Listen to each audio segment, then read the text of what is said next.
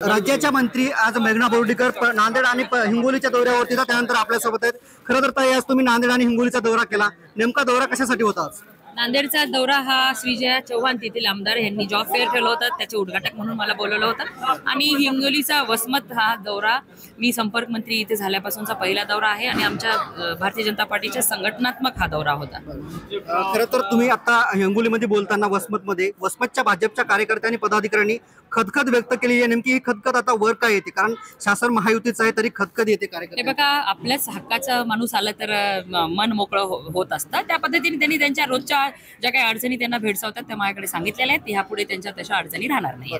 परत एकदा मराठवाड्यामध्ये परळी संतोष देशमुख हत्येवरून जे आहे ते राजकारण तापायला लागलं। सुरेश दसानी आज मस्सा चौकमध्ये येऊन परळी संतोष देशमुख यांच्या कुटुंबाची भेट घेतली, तर परळीमध्ये काळे झेंडे दाखवण्यात आले। आपण त्याबद्दल मी काय बोलतो?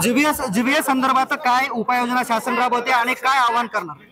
जीबीएस घाबरून जाण्याचं काम नाही, कारण तो संसर्गजन्य रोग नाहीये। पाण्यापासून तो होतोय आजार।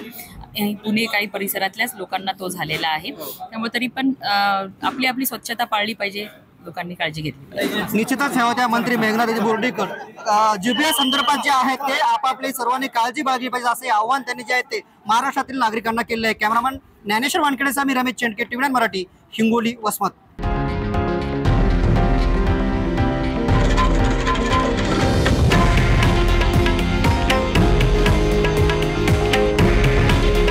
हे आहे देशातील नंबर 1 न्यूज नेटवर्क आणि आपण पाहत आहात टीव्ही 9 मराठी। काळजी तुमची, हित महाराष्ट्राचं।